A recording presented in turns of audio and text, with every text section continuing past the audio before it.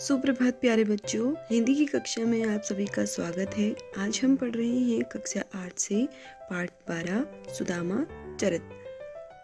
यह नरोत्तम दास द्वारा लिखी गई है। इसमें सुदामा के बारे में कहा गया है। आइए हम इनकी पंक्तियों को पढ़ते हैं। शीस पगा न झगा तन में, प्रभु जाने को आही बस के ही ग्रामा। धोती फटी सी लटी दुपटी, अरुपाए उपानह को नहीं सामा। द्वार खड़ो द्विज दुर्बल एक, रहो चकिसों वसुधा अभिरामा। पूछत दीन दयाल को धाम, बतावत आपनो नाम सुदामा। पगा मतलब होता है पगड़ी और झंगा मतलब होता है कुर्ता।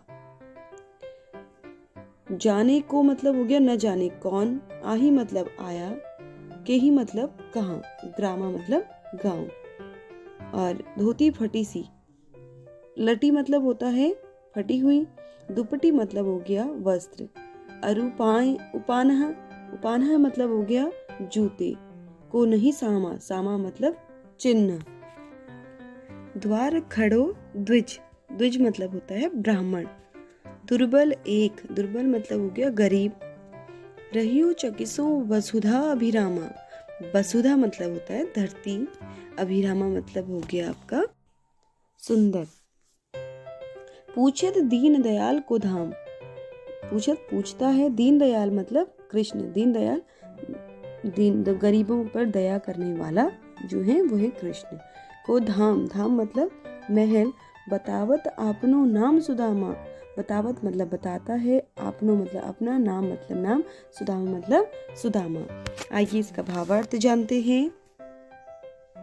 सुदामा अपनी आर्थिक तंगी से परेशान होकर अपनी पत्नी के कहने पर अपने परम मित्र श्री कृष्ण से मिलने द्वारका जाते हैं। श्री कृष्ण के महल का द्वारपाल सुदामा की हालत देखकर अचंभित हो जाता है। अचंभित हो जाता है मतलब चौंक जाता है और कृष्ण को जाकर कहता है कि एक निर्बल ब्राह्मण जिसके सर पर ना तो पगड़ी है और ना ही शरीर पर कुर्ता, वह आपसे मिलने आया है। ब्राह्मण के बारे में बताते हुए द्वारपाल यह भी कहता है कि वह ब्राह्मण किस ग्राम का है, इसका भी मुझे कोई ज्ञान नहीं है। उस ब्राह्मण की धोती फटी हुई है और अंग वस्त्र लटक रहे, अंग मतलब शरीर पर, वस्त्र मतलब कपड़े लटक रहे हैं। उसके पैरों में जूते भी नहीं हैं। वह ब्राह्मण यहाँ के महलों व द्वारका की धरती की सुंदरता को देखकर चकित हो रहा है। वह गरीबों पर दया करने वाले प्रभु श्री कृष्ण का नाम पूछ रहा है और स्वयं अपना नाम सुदामा बता रहा है। आगे की पंक्तियां देखिए। ऐसे बेहाल बिवाइन सो, पग कंटक जाल लगे पुनि जोए। हाय महा दुख पायो सखा तुम आए, इते न किते दिन खोए। देखी सुदामा की दीन दशा, करुणा करिके करुणा निधि रोए। पानी परात को हाथ छुयो नहीं, नैनन के जल सो पग धोए। ऐसे बेहाल बिवाइन सो, बेहाल बिवाइन मतलब, बिवाइन मतलब होता है फटी एड़ियां, बेहाल मतलब बुरी स्थिति में। पैग पग कंटक जाल लगे, पग मतलब पैर, कंटक मतलब कांटे, जान मतलब सारे, लगे पुनि जोए, पुनि मतलब बार बार, जोए मतलब होता है देखना। हाय महादुख पायो, महादुख मतलब बड़ा दुख, पायो मतलब मिला, सखा मतलब मित्र, तुम आए इते, इते मतलब यहाँ, ना किते, किते मतलब होता है कहाँ, दिन खोए, खोए मतलब थे। देखी सुदामा की दीन दशा, दीन दशा मतलब हो गया बुरी दशा, बुरी स्थिति भी आप कह सकते हैं। करुणा करिके, करुणा मतलब दया, करिके मतलब करने वाले, करुणा निधि रोए, करुणा निधि मतलब दया करने वाले। पानी परात को हाथ छुयो, परात मतलब होता है बड़ा बर्तन, जो आपने देखा होगा आपके घरों पर भी होता है, जो बड़ा बर्तन होता है उसे बोलते हैं हम परात, थाली के आकार का बड़ा बर्तन। छुयो नहीं मतलब छुआ भी नहीं। नैनन मतलब आँख, के जल सो मतलब से, पग धोए, पग मतलब पैर, धोए मतलब उनको धोना। पाठ जानते हैं इसका। श्री कृष्ण ने जब अपने मित्र सुदामा को दीन दशा में देखा तो वह भाव विह्वल हो उठे। विह्वल मतलब होता है अशांत। यहाँ पर है इसका अर्थ भाव विह्वल मतलब भावुक होकर हैरान परेशान हो उठे। पैदल यात्रा करके आने के कारण उनकी एड़ियां फटी हुई थी और पैरों में कांटे चुभे हुए थे। श्री कृष्ण बार बार उन्हें देखते हुए कहते हैं कि हे सखा, तुमने बहुत दुख उठाए हैं। इतने दिन तुमने व्यर्थ क्यों किए?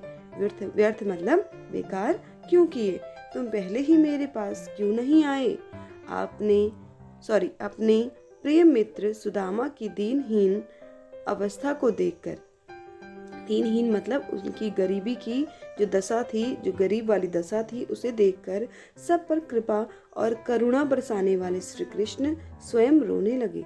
मित्र सुदामा के पांव धोने हेतु परात में लाया हुआ जल उन्होंने छुआ तक नहीं और अपने आंसुओं से ही सुदामा के पांव धो डाले। सुदामा और श्री कृष्ण की गहरी क्या थी? मित्रता थी। आगे देखिए।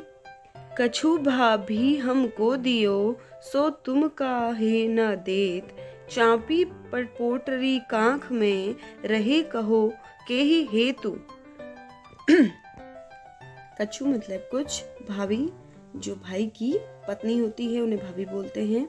हमको मतलब हमें, दियो मतलब दिया होगा, सो मतलब वह, तुम काहे मतलब क्यों, न देत नहीं देते, चापी मतलब दबाना, पोटरी मतलब पोटली, कांख मतलब बगल में रहे, में रहना, कहो मतलब बोलो, के ही मतलब किसके, हेतु मतलब लिए। श्री कृष्ण ने देखा कि उनके मित्र सुदामा एक छोटी सी पोटली को बार बार अपनी बगल में मतलब बाहों के नीचे छुपा रहे हैं। यह देखकर श्री कृष्ण ने उनसे पूछ लिया कि भाभी ने जो मेरे लिए उपहार भेजा है वह आप मुझे क्यों नहीं देते? वह आपने किसके लिए रखा है? ऐसा श्री कृष्ण सुदामा जी से कह रहे हैं। आगे की पंक्तियां आपको अगली कक्षा में पढ़ाई जाएंगी। आज आपका कार्य है कि आपको किताब में दिए हुए शब्द अर्थ को अपनी हिंदी की फेयर कॉपी में करना है और यह पाठ आप नए पेज से शुरू करेंगे। धन्यवाद।